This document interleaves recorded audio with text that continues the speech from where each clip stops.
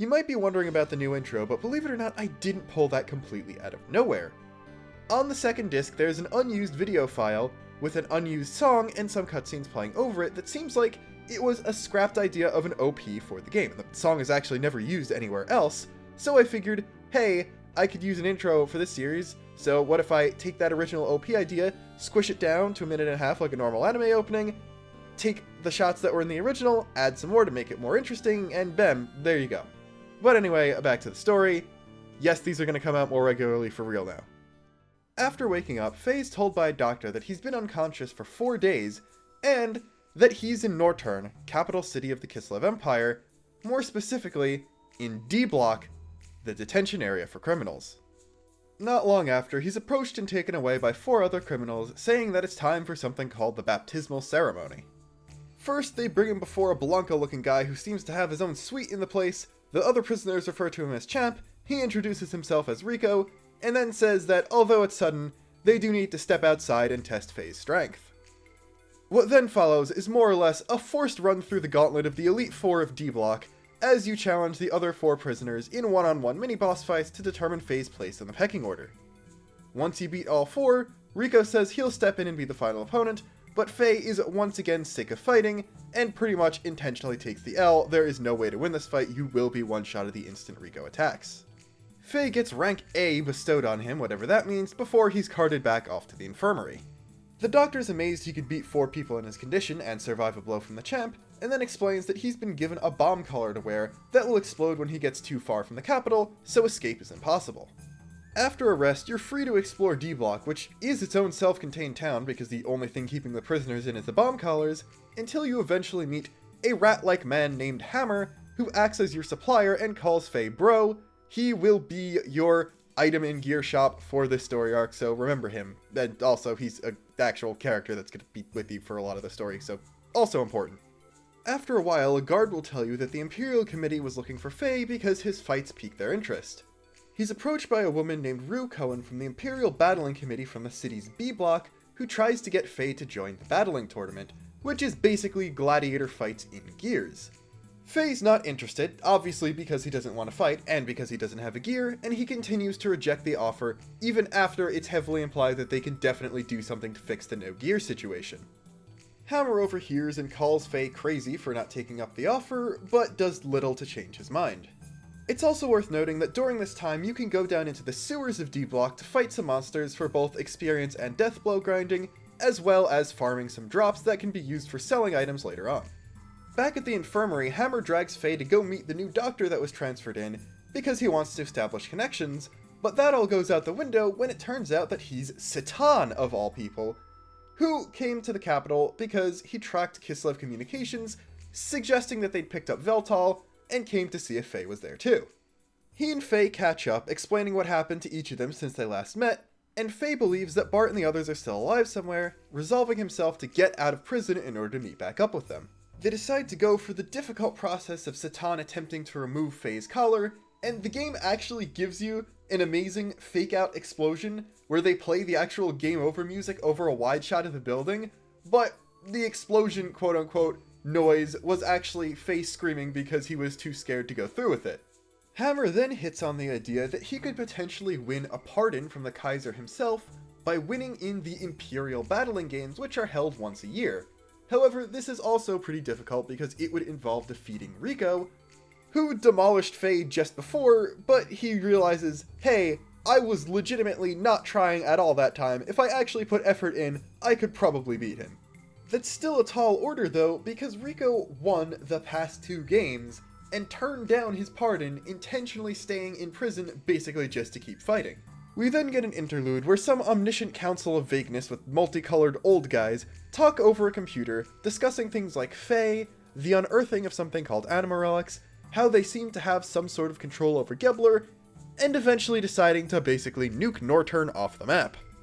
The next day, Hammer lets Faye and Satan know that Rue helped the registration go extremely smoothly, and the 3 set out for the battling arena in B Block.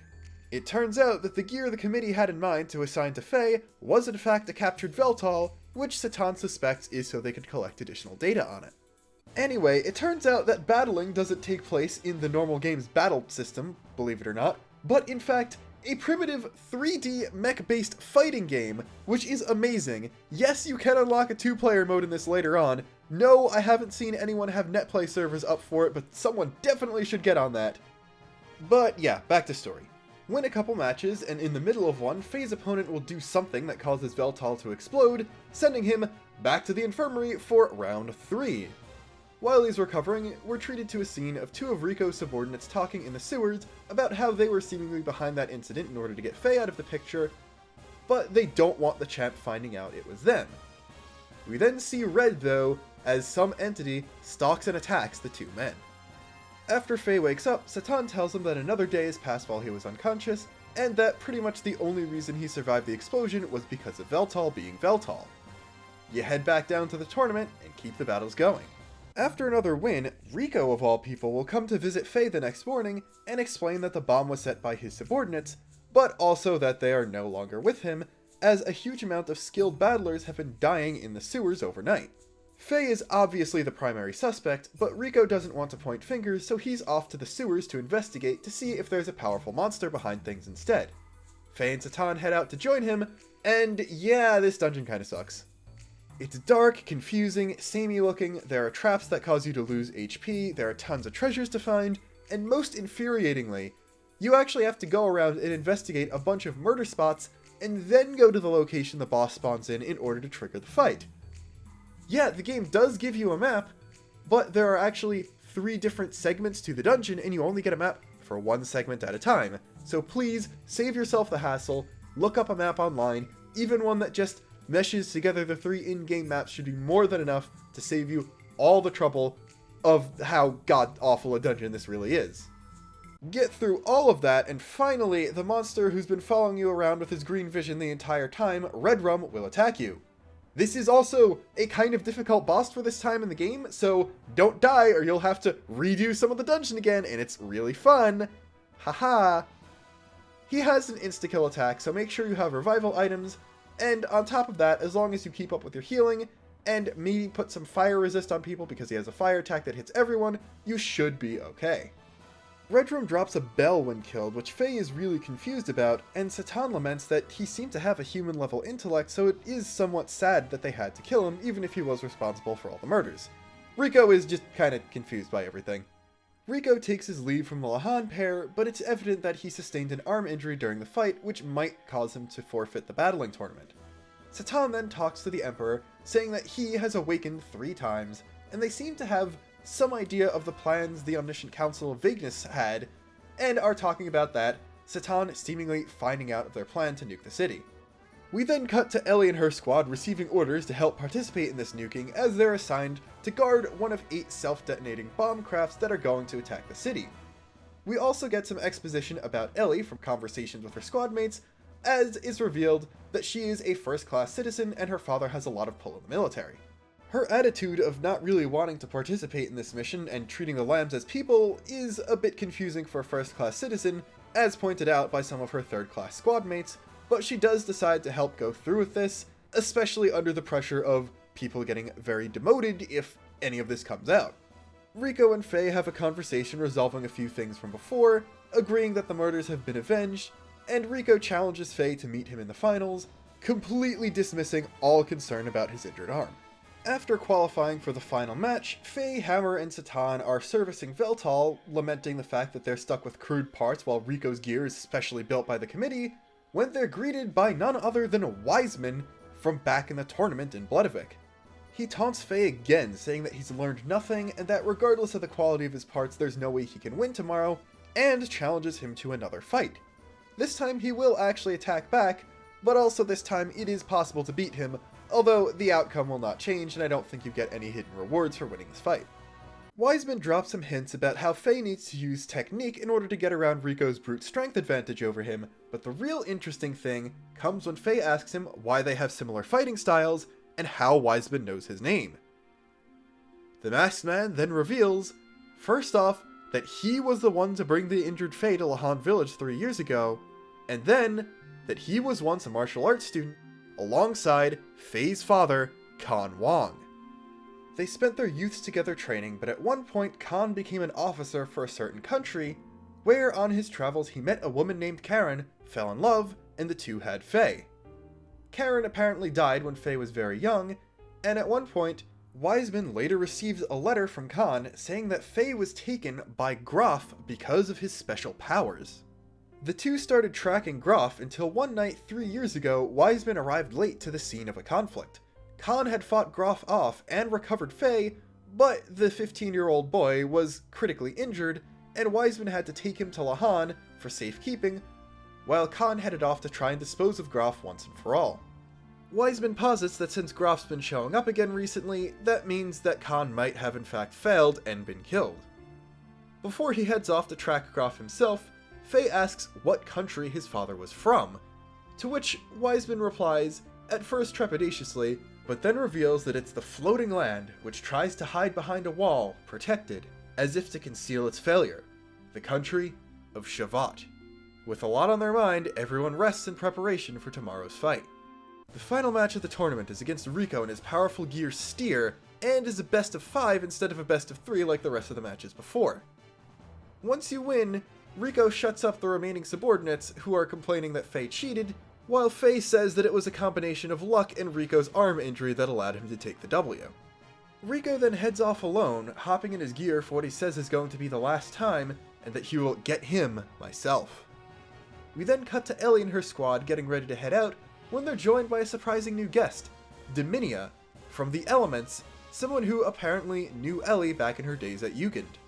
She explains that this attack is an intentional purge of Lambs and Kislev in retribution for them trying to unearth some sort of gate that appears to be keeping people away from Solaris.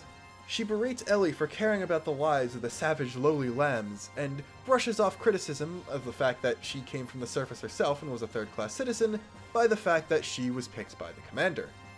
After this, the bombs depart from Bledavik base. Faye is then introduced to the Champion Suite by Rue, given his freedom officially, and when he asks about Rico, it's explained that his gear had a malfunction and almost crashed into the Kaiser's box, and that he hasn't been seen since then. Satan comes in, says that Faye's free, but that he has one more thing to do, and that's retrieve Veltal. Hammer is given the task of finding out where it was moved to, and Faye and Satan go exploring in the rest of the city, including running into the old D block doctor in the civilian A block, enlisting a favor from her. Head to the city's central district, and Faye is given a VIP welcome and instructed to go meet the Kaiser. At the same time though, we cut to Rico breaking into the building. Sigmund knows who Faye is and is just barely able to get a request to join forces out when Rico comes falling from the ceiling, running away when he spots Faye and Satan, but it appears that he and the Kaiser have history because Sigmund calls him by name before calling out for his arrest. Rico runs away, hiding in the Kaiser's bedroom, which allegedly can only be gotten into by Sigmund himself and his now deceased wife. Being in the room though brings back memories for Rico. He recalls his childhood, his mother saying his father is a great figure, him being bullied for being a demi-human, and then ultimately his mother dying, leaving him on his own, before he's ultimately shaken out of his reverie by Faye knocking on the door trying to get him out. During this one time you can get in the room, check around and you'll be able to pick up a Momento chain, not Memento, Momento, that can only be equipped by Rico, and is basically confirming his parentage, that he is in fact the son of the Kaiser, who happens to be heavily biased against demi-humans, despite him actually being a demi-human himself. If you look at his ears, they're actually pointed. He just happens to have a deformity, or something setting him apart from a normal human, that is easy to hide, so he can get away with it, and it's sort of implied that he hates demi-humans because he is one, and doesn't like how they're treated or something. It's a little weird. Rico's taken away by some guards, and the Kaiser ruminates on the fact that he allegedly tried to assassinate him earlier, which is the incident we'd heard about, while also more or less coming to the realization that he might in fact be his son. Faye and the Doc then go and meet up with Hammer in the secrecy of the old D-Block doctor's house, and Hammer reveals that he's found out where Veltal is being held, underground, and that the easiest way to get to it is through the supply train tunnel. Upon heading back to D-Block though, Faye is approached by a group of battlers who beg him to go help Rico, who is about to be publicly executed in the arena for his crimes. The battlers theorize that the assassination attempt wasn't actually Rico's intention, and that it was rigged by Ethos members in the battling committee, because Sigmund and the Ethos have a bit of a disagreement going on. It's also explained that Rico was born in Nortern, but Sigmund whipped up a bunch of anti-demi-human sentiments that he was chased out of the town when he was young. This led to an intense hatred of pretty much everything Kislev, making him a perfect scapegoat for the committee.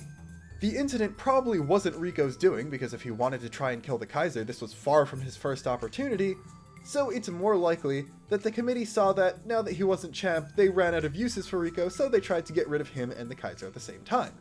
Hammer comes in and everyone exchanges information, formulating a plan where Faye is going to sneak into the battling arena to rescue Rico, picking up Veltal along the way, and then escape the city that night. Someone sabotaged the supply train Faye and Zatan were trying to sneak on though, and they only barely make it into the ventilation shaft that leads to the gear dock. The most important thing you can find in this dungeon is a piece of gear equipment that, when equipped, will allow you to heal your gear's HP without having to get it repaired at the expense of a large amount of fuel.